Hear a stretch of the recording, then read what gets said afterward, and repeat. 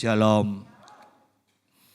Mari bersama kita membuka Alkitab kita di dalam kitab Mazmur pasal 130. Mazmur 130 ayat pertama sampai ayat yang ke-8.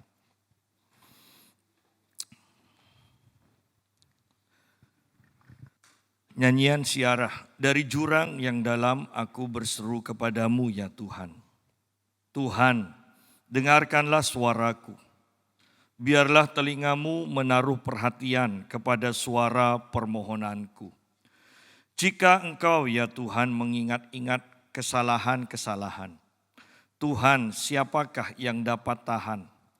Tetapi padamu ada pengampunan supaya engkau ditakuti orang. Aku menanti-nantikan Tuhan, jiwaku menanti-nanti, dan aku mengharapkan firman-Nya. Jiwaku mengharapkan Tuhan lebih daripada pengawal mengharapkan pagi, lebih daripada pengawal mengharapkan pagi. Berharaplah kepada Tuhan, hai Israel, sebab pada Tuhan ada kasih setia. Dan Ia banyak kali mengadakan pembebasan. Dialah yang akan membebaskan Israel dari segala kesalahannya. Nah, ini adalah seruan dari pemazmur. Dikatakan dari jurang yang dalam aku berseru kepadamu ya Tuhan. Kalau kita perhatikan di sini bahwa pemazmur mengatakan dari jurang yang dalam. Berarti dia itu sudah jatuh terperosok sangat dalam sekali. Ya. Dan bukankah ini juga yang banyak dirasakan oleh orang-orang sehingga mereka putus asa, mereka bahkan ada yang bunuh diri, dan bahkan ada yang gila. Ya, tidak bunuh diri tetapi gila. Nah, pemazmur pun juga merasakan keadaan yang seperti itu. Dia katakan dari jurang yang dalam aku berseru kepadamu ya Tuhan. Ya. Dia berseru kepada Tuhan. Dan kalau kita perhatikan di ayat-ayat selanjutnya bahwa kenapa dia ada di tempat jurang yang begitu dalam. Karena kalau kita perhatikan di sini ada perkataan karena dosa. Karena dosa. Dosa di dalam kitab Yohanes dikatakan pelanggaran akan hukum Allah. Bahwa ketika kita terus berbuat dosa, sebenarnya kita sedang jatuh. Terus berbuat dosa, jatuh lagi lebih dalam lagi. Terus berbuat dosa, jatuh lebih dalam lagi. Sampai pada akhirnya sampai dalam taraf, kita sampai di dasar jurang. Dan kalau sudah seperti itu, di sini pemazmur mengatakan berseru kepadamu ya Tuhan. Artinya bahwa sudah tidak ada orang di sekelilingnya yang mampu menolongnya. Kadang kita kalau tidak sampai ke dasar jurang kan tidak berseru kepada Tuhan. Kita minta tolong ke kiri kanan kita mengandalkan kekayaan, kita mengandalkan kepandaian kita. Dan saya mau tekankan bahwa tidak banyak orang yang mengandalkan Tuhan. Sekalipun mulut kita mengatakan bahwa kita mengandalkan Tuhan. Tetapi jujur melalui tindakan, melalui perkataan kita tahu tidak banyak yang sungguh-sungguh mengandalkan Tuhan. Berapa banyak orang yang suka menyanyikan dan mengakui Mazmur 27. Bahwa satu hal yang aku minta yaitu tinggal di dalam rumah Tuhan seumur hidupku. Bukankah semua orang Kristen mengakui bahwa ini pun adalah seruan hati kami. Tetapi melalui tindakan kita, bukankah kita juga tahu bahwa itu adalah kebohongan. Karena mereka mengatakan seumur hidup ingin di rumah Tuhan. Tetapi tindakannya menunjukkan bahwa mereka sama sekali tidak tertarik kepada Tuhan. Mereka hanya datang kepada Tuhan itu pun karena kewajiban. Itu pun kalau terlalu lama atau lama sedikit saja dari harapan mereka, mereka kata kok lama sekali. Ya. Padahal kita ini dipersiapkan untuk bersekutu dengan Tuhan dalam kekekalan loh, tidak ada waktu. Bayangkan kalau sekarang saja kita mengatakan lama, 2 jam itu lama sekali. Sidang jemaat, sekarang ini jarang loh. Gereja itu ibadah 2 jam, jarang. Semakin dipersempit, semakin dikurangi waktunya. Bahkan ada gereja yang tidak sungkan mengatakan gereja 1 jam saja. Ya. Kok tidak sungkan? Kok tidak malu? Kenapa? Karena di dalam surga kita bicara kekekalan. Kalau kita bayangkan jemaat mula-mula, mereka itu beribadah dari sehari ke sehari. Mereka sudah diajar para rasul di dalam bait Allah, toh mereka masih kurang. Mereka ngumpul lagi di rumah jemaat yang lain. Ya. Ini kerohanian yang sehat. Saya berbincang-bincang dengan Bapak Mutu dan Ibu Lili. Dan kita sepakat bahwa gereja gembar-gembor kebangunan rohani. Tetapi sungguh-sungguhkah kita siap untuk kebangunan rohani? Orang kita masih tertarik dengan banyak hal kok, bukan dengan Tuhan. Kebangunan rohani hanya akan diberikan kepada orang yang sudah terfokus kepada Tuhan dan berseru kepada Tuhan siang dan malam. Baru kebangunan rohani akan dinyatakan. Kalau kita lihat gereja sekarang, apakah siap? Ataukah itu hanya seperti pernyataan kebanyakan orang? Satu hal yang aku ingini, diam di rumah Tuhan sepanjang umur hidupku. Kita latah juga, kita menginginkan kebangunan rohani. Tetapi dasarnya apa? Persiapan kita apa? Supaya kebangunan rohani itu terjadi. Apakah kita sudah suka berdoa? Apakah kita sudah menyediakan banyak waktu untuk berdoa? Ataukah kita masih mengumbar kedagingan kita? Nah, kalau di sini kita lihat, kembali kepada pembahasan kita. Dari jurang yang dalam, aku berseru kepadamu ya Tuhan. Ayat yang ketiga kalau kita perhatikan. Jika engkau ya Tuhan mengingat-ingat kesalahan-kesalahan. Tuhan, siapakah yang dapat tahan? Jadi dari ayat-ayat ini saja kita mengerti kenapa pemazmur ini sampai jatuh dan sampai masuk ke dalam jurang yang begitu dalam. Ini loh karena kesalahan-kesalahan. Karena dosa. Karena dablek. Di dalam perjanjian lama dikatakan di dalam pengalaman orang-orang Israel. Karena kedegilan hati mereka. Ya. Pernahkah kita mengalami kejadian yang sama? Atau sifat kedangkingan kita yang terungkap. Dan kita menyesal. Tetapi besok kita lakukan lagi. Dan kita menyesal. Besok kita lakukan lagi. Dan kita menyesal. Itu namanya degil. Dan kemudian akan beruntun ke masalah demi masalah yang akan membawa kita masuk ke dalam jurang yang begitu dalam. Nah, kalau sudah seperti itu, orang-orang di sekeliling kita tidak akan mau kenal kita. Dan pada waktu seperti itu, kita baru ingat hanya Tuhan saja yang mau mendengar kita. Sehingga pemazmur di sini berseru kepada Tuhan karena dia menyadari bahwa kasih setia Tuhan cukup. Asal dia mengakui kesalahannya, Tuhan tidak akan mengingat-ingat dosa-dosanya. Bukankah itu luar biasa? Ini kesadaran pemazmur.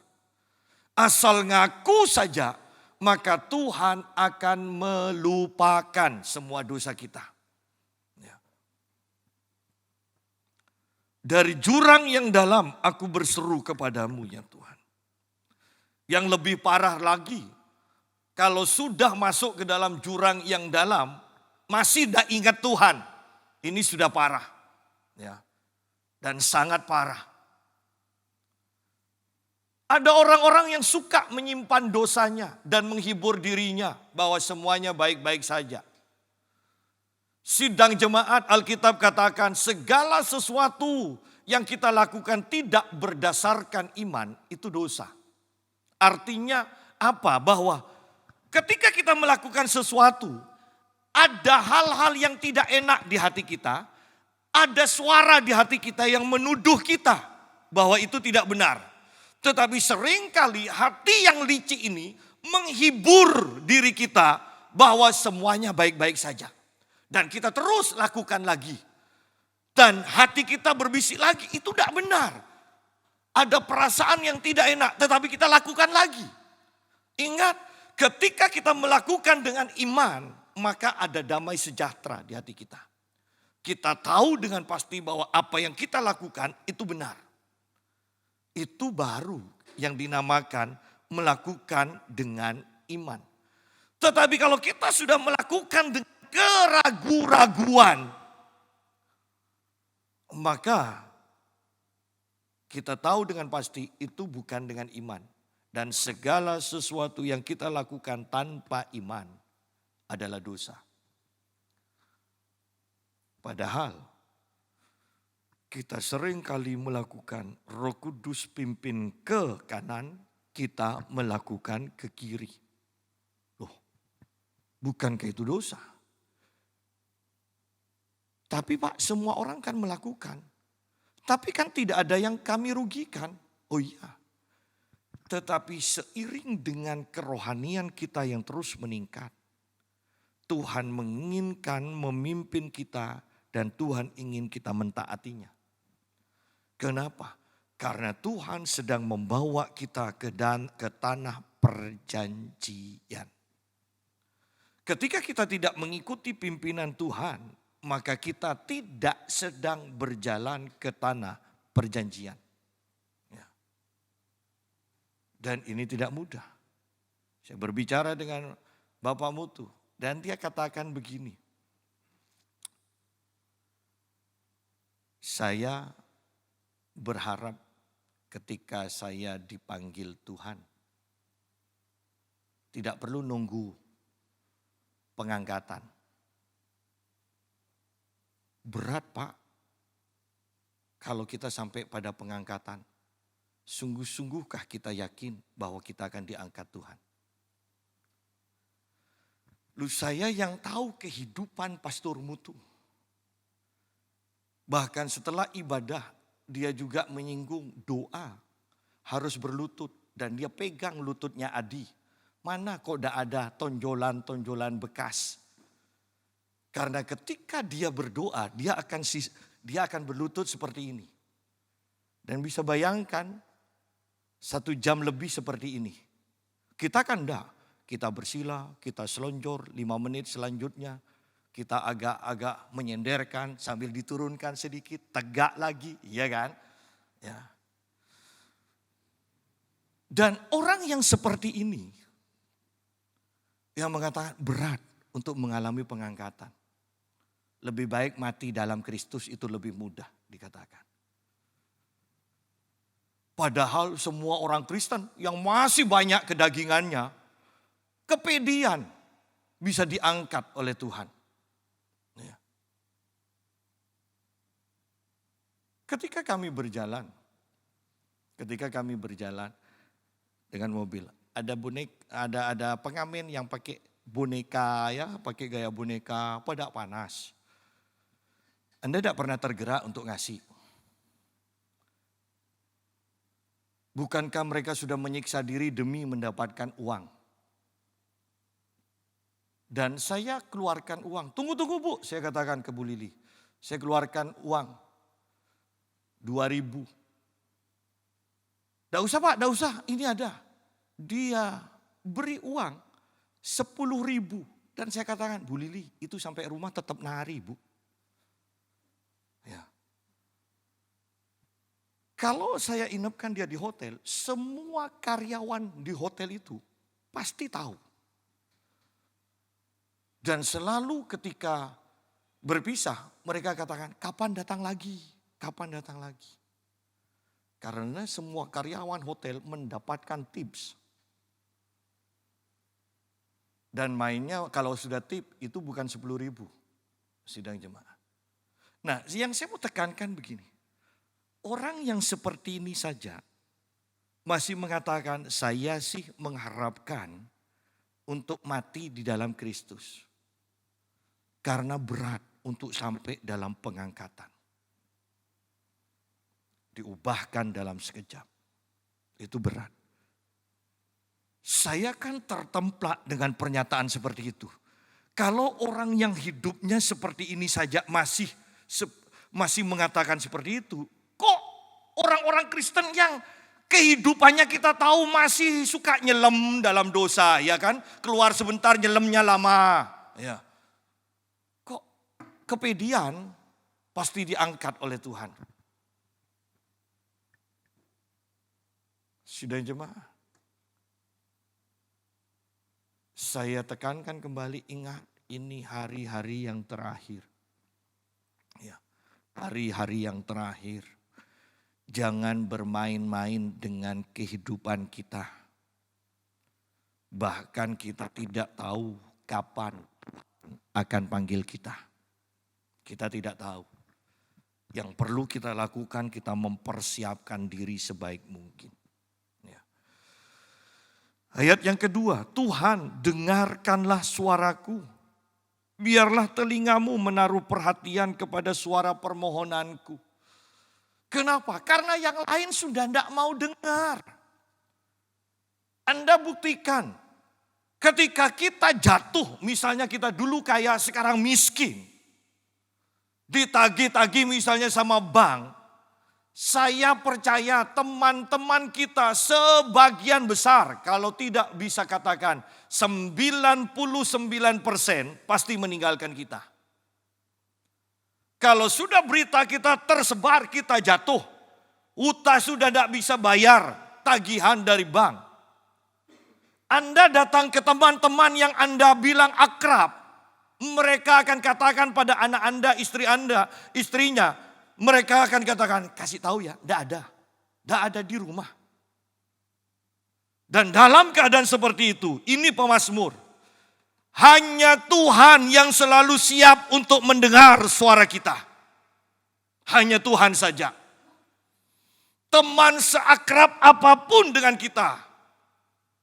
Dalam level tertentu, mereka tidak akan mau lagi mendengar kita. Tetapi Tuhan, seterperosok apapun, sedalam apapun kita jatuh terperosok. Sehancur apapun, sehina apapun kita.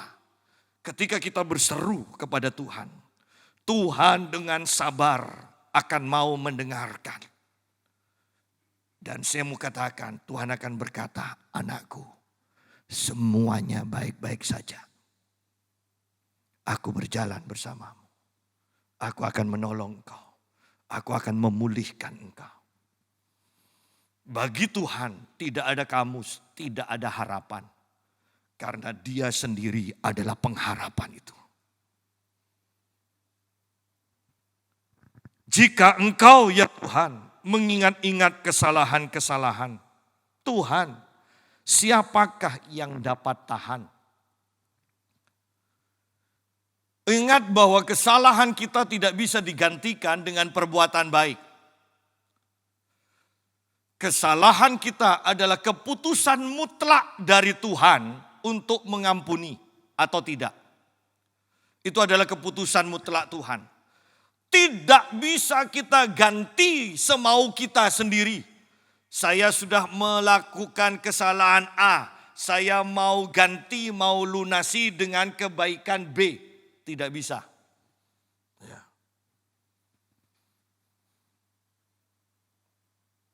Bahkan ada istilah kan, Ketika kita berbuat salah kepada seseorang, mungkin melalui perkataan kita. Dan kita minta ampun, kita diampuni sama orang itu. Tetapi ingat, lukanya bisa sembuh, bekasnya tidak bisa hilang. Ya. Itu di hadapan manusia seperti itu. Tetapi di hadapan Tuhan, ketika Dia mengampuni, dan maka Dia juga melupakan. Artinya kata lupa. Anda pernah bertemu dengan orang yang suka lupa?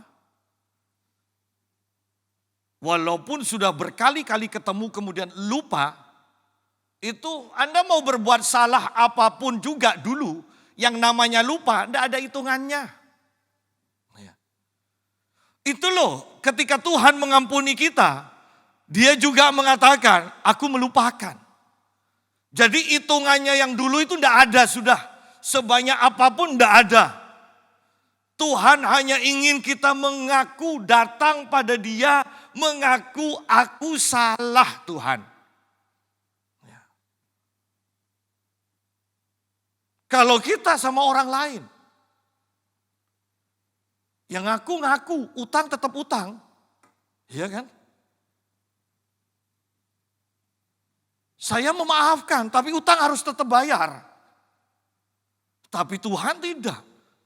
Aku memaafkan, aku menanggung hutangmu. Loh ini loh Tuhan kita.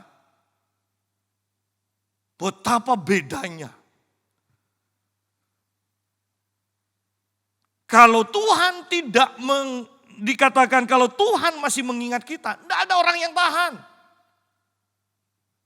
Kalau Tuhan tidak mengampuni dosa, maka seluruh isi dunia itu pasti masuk dalam penghukuman. Anda tidak bisa mengganti dengan kebaikan-kebaikan Anda. Pak Yusa, dosa saya kan 1, saya ganti dengan kebaikan 3. Tidak bisa. Tidak bisa. Pola pikir duniawi kan selalu pola pikir seperti itu kan. Berusaha mengganti kesalahan kita dengan perbuatan baik. Tetapi Tuhan tidak seperti itu. Dosa ya dosa. Itu hanya bisa diselesaikan kalau Tuhan mengampuni dan melupakan. Ya. Itu tidak bisa digantikan dengan hal yang lain. Kita ini sudah terbiasa dengan pola pikir kita. Kita punya utang, ya kan? Kita punya utang 300 juta. Sudahlah saya tidak bisa bayar. Ambil tuh rumah saya harganya 500 juta. Loh kita sudah terbiasa dengan pola pikir seperti itu. Tetapi di hadapan Tuhan tidak bisa. Dosa setitik, Anda mau ganti dengan kebaikan serumah, tidak bisa. Dosa tetap akan membawa Anda masuk ke dalam neraka. Dosa tidak akan meloloskan kita dari penghakiman Tuhan. Kalau sampai Tuhan tidak tanggung dosa kita di atas kayu salib, menggantikan kita mengalami kematian, maka kita semua akan mati.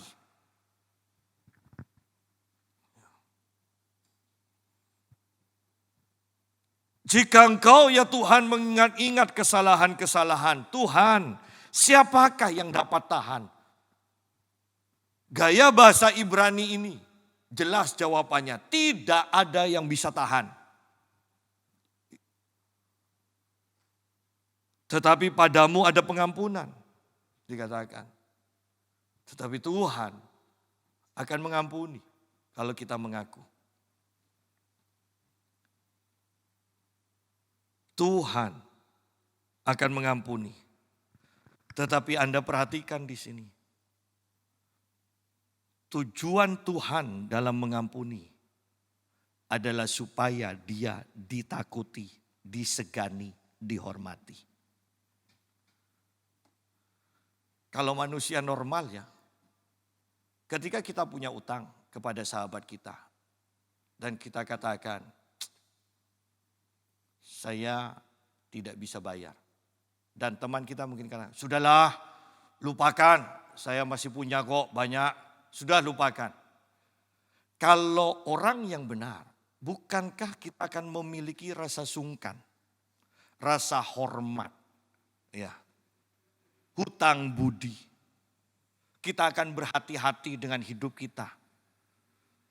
Tetapi kalau orang itu tidak benar, dia akan mengatakan, enak utang ini, ya, utang banyak, tidak usah bayar.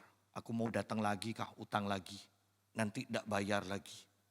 Ya, sidang jemaat, kita mungkin mengerti apa yang saya contohkan kan? Dan kita dalam hati sepakat, orang ini tidak punya malu. Orang ini hatinya jahat. Bukankah sebenarnya banyak orang Kristen, itu sikapnya seperti itu terhadap Tuhan. Justru karena Tuhan murah hati selalu mengampuni, kita tidak menghormati Tuhan. Justru kita mempermainkan Tuhan. Justru kita memperalat Tuhan. Itu hatinya jahat. Sidang jemaat. Tapi buktinya sampai sekarang Tuhan baik kok tidak menghukum saya. Saya mau katakan, lepas dari kebaikan, kesabaran Tuhan. Saya mau katakan, hati orang itu jahat.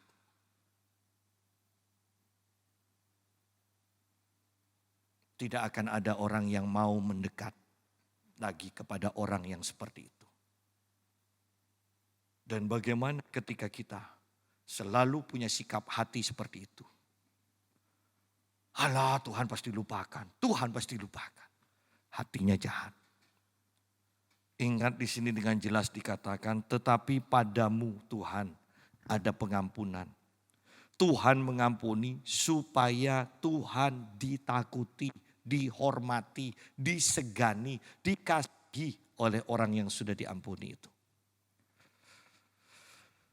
Bagaimana dengan kehidupan kita?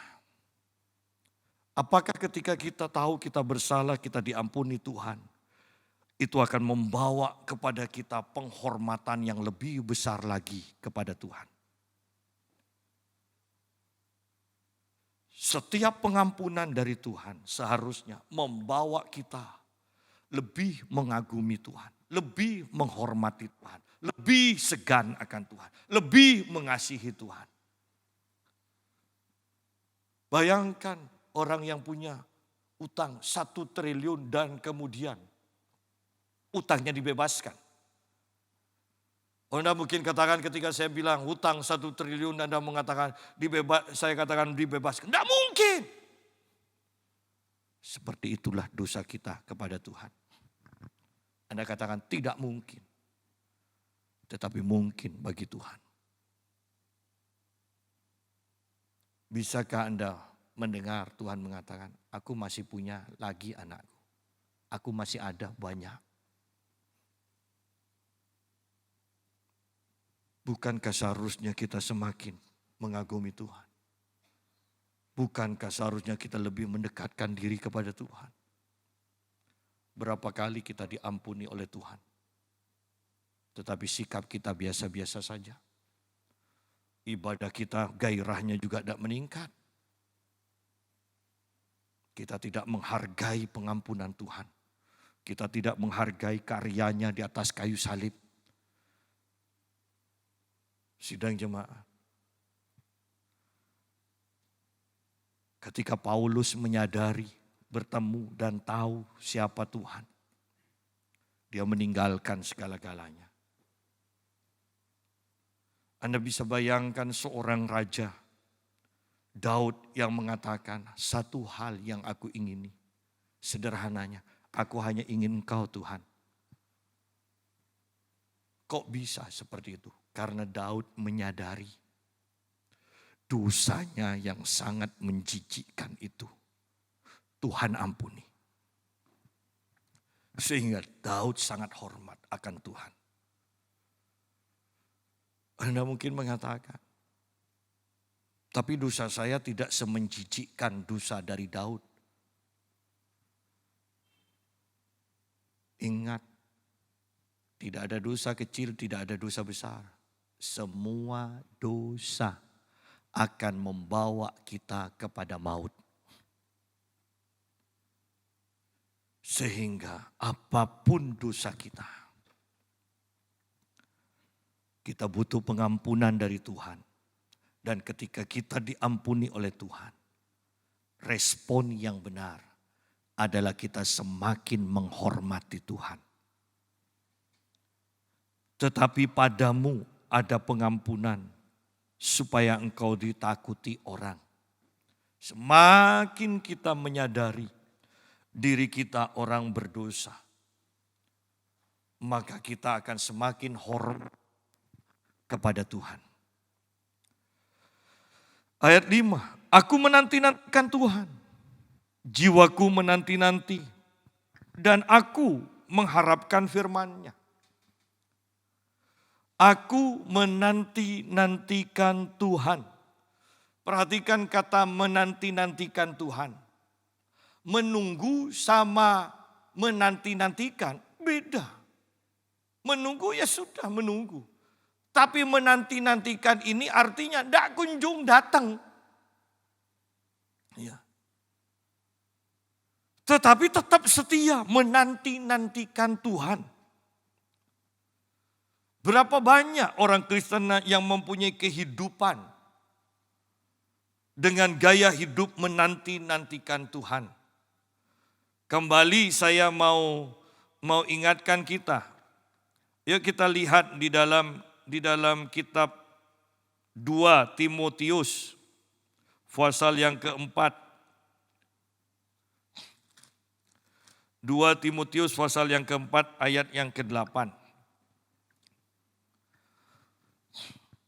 Paulus katakan begini di akhir hidupnya. Sekarang telah tersedia bagiku mahkota kebenaran yang akan dikaruniakan kepadaku oleh Tuhan Hakim yang adil pada harinya. Tetapi bukan hanya kepadaku, melainkan juga kepada semua orang. Sayangnya ayat ini belum titik. Kepada semua orang ada syaratnya yang merindukan kedatangannya. Orang yang menanti-nantikan Tuhan. Orang yang merindukan kedatangan Tuhan. Orang yang menanti-nantikan hadirat Tuhan sekarang sederhananya. Orang yang menanti-nantikan waktu ibadah. Ya kan? Kan yang sederhana seperti itu. Kalau waktu ibadah saja kita tidak pernah nantikan. Bahkan ketika sampai aduh ibadah lagi. Anda tidak siap untuk terima, untuk ketemu dengan Tuhan. Anda tidak siap untuk masuk surga. Ya. Aku menanti-nantikan Tuhan. Jiwaku menanti-nanti. Dan aku mengharapkan firman-Nya. Sidang jemaat. Ketika kita datang kepada Tuhan, apakah kita mengharapkan firman Tuhan? Atau kita hanya mengharapkan kesembuhan? Atau kita hanya mengharapkan terobosan keuangan? Atau kita mengharapkan masalah apapun dalam hidup kita selesai? Apakah hanya itu? Di sini dikatakan, aku mengharapkan firman-Nya. Aku mengharapkan Tuhan, aku mengharapkan firman-Nya. Bahwa hati kita harus kita tata sedemikian rupa. Ketika kita datang kepada Tuhan, ketika kita menanti-nantikan Tuhan, maka motivasi hati kita harus benar. Yaitu kita mengharapkan Tuhan. Kita mengharapkan firman-Nya. Karena kalau kita hanya mengharapkan uang, mengharapkan penyelesaian masalah, mengharapkan kesembuhan, itu bisa kita terima. Tetapi hanya masalah waktu engkau akan meninggalkan imanmu. Tanpa kita bertemu dengan Tuhan. Tanpa kita menginginkan Tuhan sungguh-sungguh. Tanpa kita menyadari bahwa Tuhan lebih berharga dari semuanya. Kita akan meninggalkan Tuhan. Kita akan meninggalkan iman. Dan tanpa iman tidak ada orang yang berkenan kepada Allah. Tanpa iman tidak ada orang yang bisa masuk surga.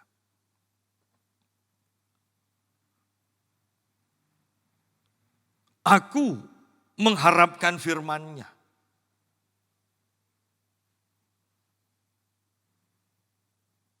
Saya kadang tertawa kalau sudah membaca di Facebook orang-orang memberikan KKR, terobosan dalam keuangan. Musim sekarang yang dipikir hanya uang tok. Kemudian keesokan harinya ada lagi. Ya, hari ini terobosan dalam keuangan seminar. Besoknya ada pentahiran. Jadi semua orang Kristen walaupun sudah dibaptis, sudah penuh Roh Kudus, masuk ke dalam kolam renang, ditahirkan lagi. Anda bayangkan, mereka hanya sedang pada sensasi seperti ini. Tetapi mereka tidak pernah mengharapkan Tuhan loh. Karena ketika mereka bertemu dengan Tuhan, Tuhan akan bawa mereka masuk dalam kekudusan. Mereka akan menjerit ketika Tuhan cabut segala kedagingan itu. Dan banyak orang tidak suka. Padahal itu adalah jalan yang umum. Mana ada atlet yang berhasil tanpa latihan yang keras?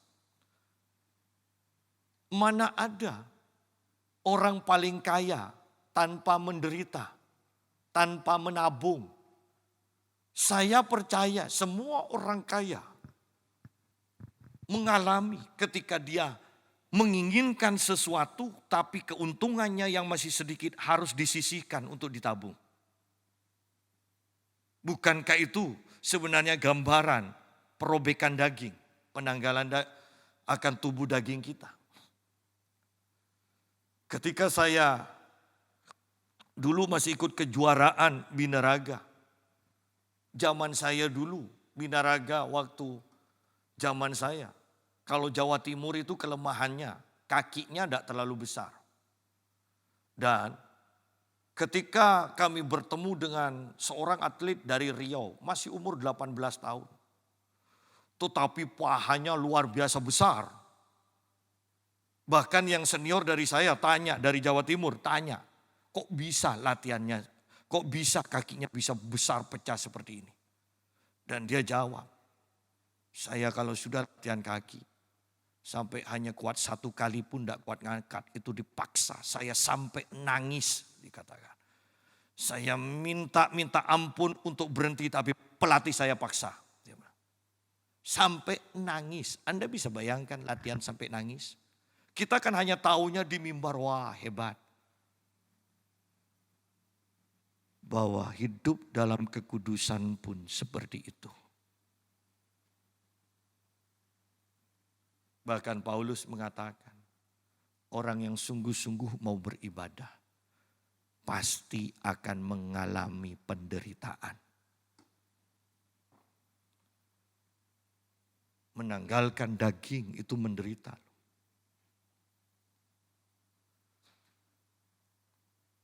Dan aku mengharapkan firman-Nya, dikatakan. Bukankah ini adalah pilihan yang sangat bagus, sangatlah benar. Kalau kita lihat Mazmur pasal yang ke-19 ayat 10 sampai yang ke-11. Takut akan Tuhan itu suci, tetap untuk selama-lamanya. Hukum-hukum Tuhan itu benar, adil semuanya. Lebih indah daripada emas. Perhatikan, hukum-hukum Tuhan atau firman Tuhan itu lebih indah daripada emas. Bahkan daripada banyak emas tua. Dan lebih manis daripada madu. Bahkan daripada madu tetesan dari sarang lebah. Anda perhatikan, saya fokus pada firman Tuhan itu lebih indah daripada emas, bahkan daripada, bukan hanya emas tua, daripada banyak emas tua. Nah ini loh, sehingga kita bisa artikan pemazmur di dalam 130 ini. Dia mengerti apa yang paling berharga. Dia mengharapkan firman-Nya, karena ini yang paling berharga.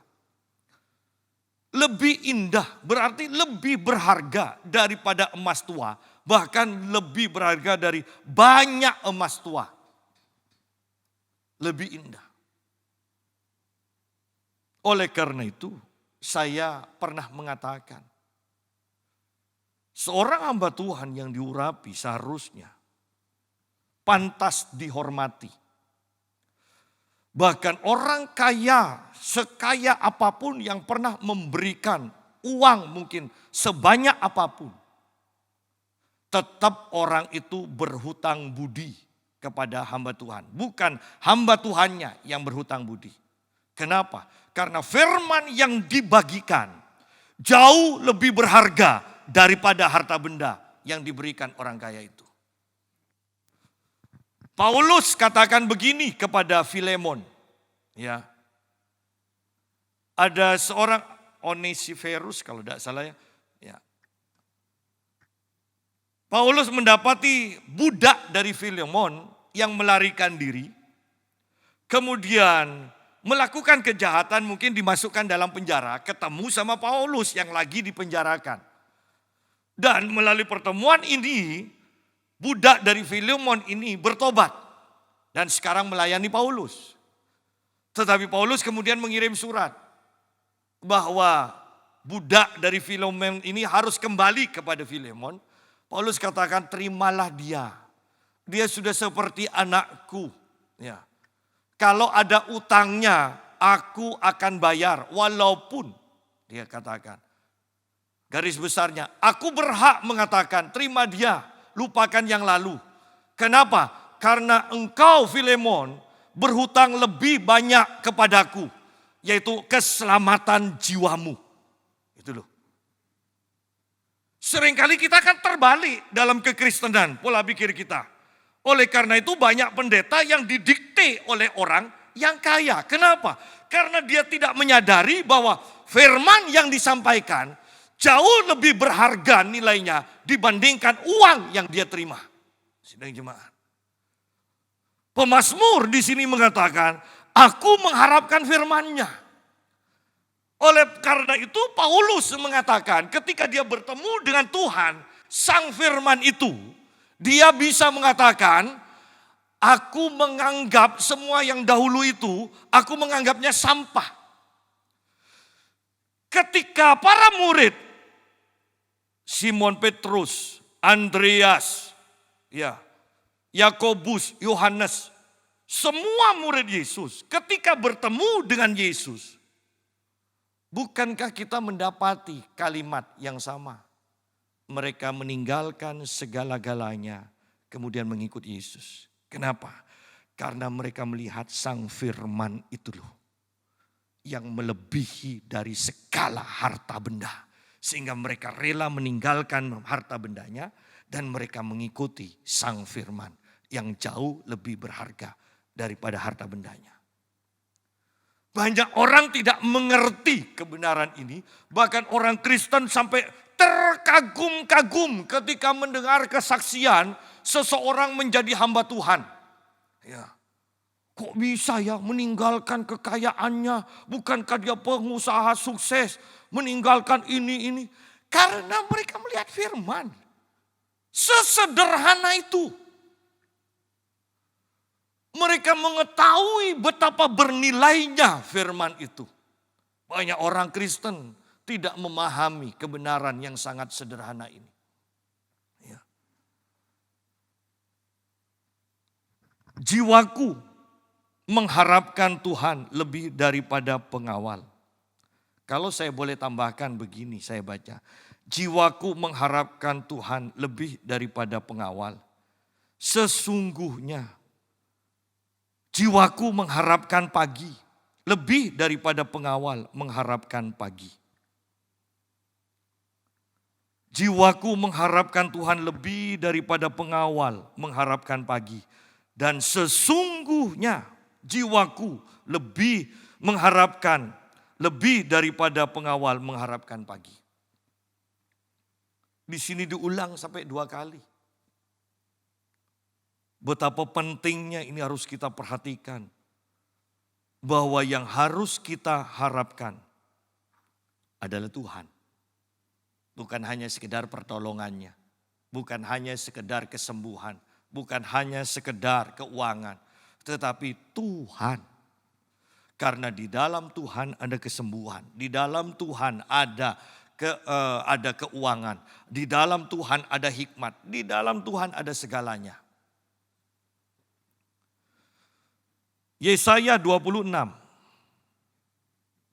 Kita lihat sebentar Yesaya pasal 26. Ayat yang ke-9. Dengan segenap jiwa aku merindukan engkau pada waktu malam. Juga dengan sepenuh hati aku mencari engkau pada waktu pagi. Perhatikan di sini bahwa pada waktu malam dikatakan segenap jiwa aku merindukan Tuhan pada waktu malam. Saya bayangkan mimpinya pasti bukan mimpi dikejar ular atau didatangi gundurwo atau mau dicekik. Orang yang merindukan Tuhan pasti mimpinya ketemu Tuhan.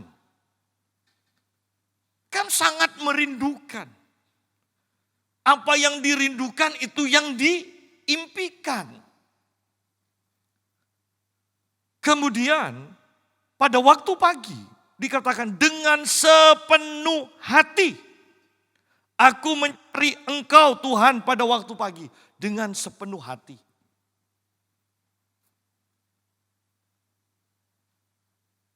Bisa bayangkan kata sepenuh hati?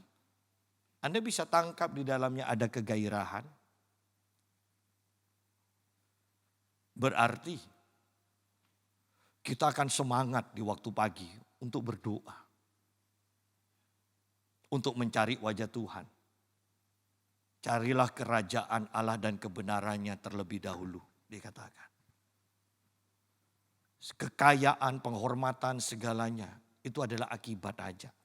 Tanpa dipikirkan pun, tanpa diminta pun itu akan menjadi bagian orang yang mencari kerajaan Allah dan kebenarannya. Ya. Sayangnya kita kan ingin kekayaan dengan cara mencari kerajaan Allah dan kebenarannya. Ya. Mirip tapi tidak sama. Sedangkan Tuhan menginginkan kita cari kerajaan Allah dan kebenarannya, maka kekayaan, kepopuleran, semuanya itu akan ditambahkan. Tidak usah diharapkan pun, itu sudah satu paket nantinya. Tidak usah diharapkan, itu sudah ada dengan sendirinya. Nah, bisakah kita mempunyai hati yang merindukan Tuhan setiap malam dan mencari Tuhan dengan sepenuh hati? Rasanya kalau mencari Tuhan dengan sepenuh hati setiap pagi, jarang ketiduran. Tapi kan kita juga sering ketiduran kan? Kalau memang ketiduran, saya mau katakan begini. Pasti ada sesuatu yang lain yang menarik perhatian kita selain Tuhan dalam kehidupan sehari-hari kita. Sehingga kita bangun pagi tetapi sudah tidak ada gairah. Kenapa? Gairah kita sudah teralihkan kepada hal yang lain.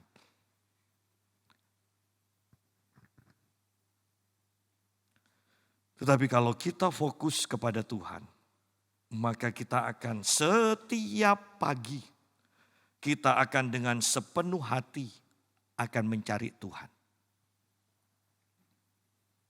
Pak, namanya manusia capek. Perhatikan rasa capekmu. itu terjadi karena hari-hari sebelum pagi itu engkau sudah mempunyai keinginan-keinginan yang lain selain Tuhan. Dan bahkan melebihi keinginanmu untuk mencari Tuhan. Caranya bagaimana untuk menyelesaikan? Gampang, ngaku aja ke Tuhan. Jangan membenarkan diri yang namanya manusia, masih penuh kelemahan. Wajar kan, cari Tuhan ngantuk, ketiduran. Kalau lebih baik tidur di dalam hadirat Tuhan. Ya, daripada tidur sambil ngiler. Tidak bisa seperti itu sidang jemaat. Bahwa kita diberikan akal supaya kita bisa berpikir. Loh biasanya tidak seperti ini.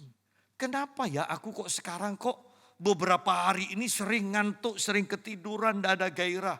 Nah ketika kita sudah memikir nanti Roh Kudus akan tunjukkan kepada kita ini loh penyebabnya. Tetapi yang benar adalah dengan sepenuh hati kita akan mencari Tuhan di waktu pagi. Kalau sudah kata sepenuh hati, tidak mungkin ketiduran kan. Tidak mungkin kelewatan kan waktunya. Karena ada semangat di dalam hati kita. Yuk kembali kepada Mazmur 130. Jiwaku mengharapkan Tuhan lebih daripada pengawal mengharapkan pagi. Lebih daripada pengawal mengharapkan pagi. Bayangkan para security yang jaga malam. Bukan keinginan satu-satunya adalah cepat pagi dan pulang. Ya. Keinginan satu-satunya ini. Ya. Tidak mungkin security itu mengatakan, saya berharaplah malam ini tidak segera berlalu. Tidak ada. Ya. Apalagi kalau sudah jam 1, jam 2 kan. Ya.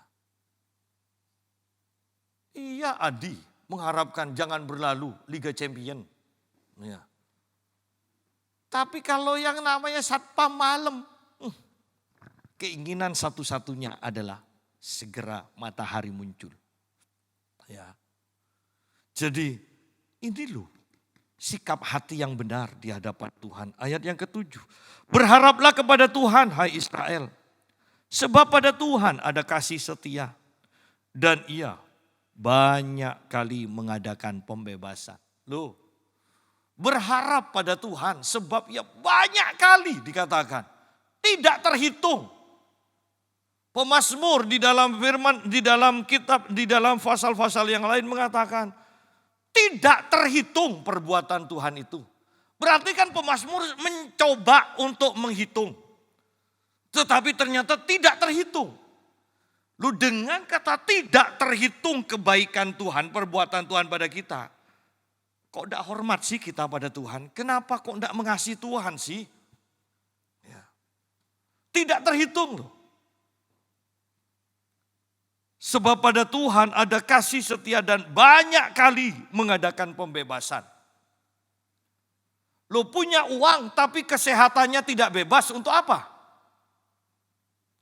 Sehat tetapi keuangannya tidak bebas untuk apa? Punya uang, sehat tetapi anak terlibat narkoba untuk apa?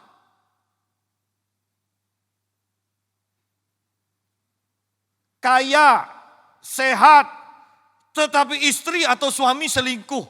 Untuk apa? Dan semua itu terangkum di dalam ini yang bisa membebaskan dalam segala hal dan berkali-kali hanya Tuhan. Sehingga Tuhan pantas diharapkan oleh kita semua. Hanya Tuhan yang pantas jadi pengharapan kita. Hanya Tuhan. Ketika kita berharap kepada Tuhan,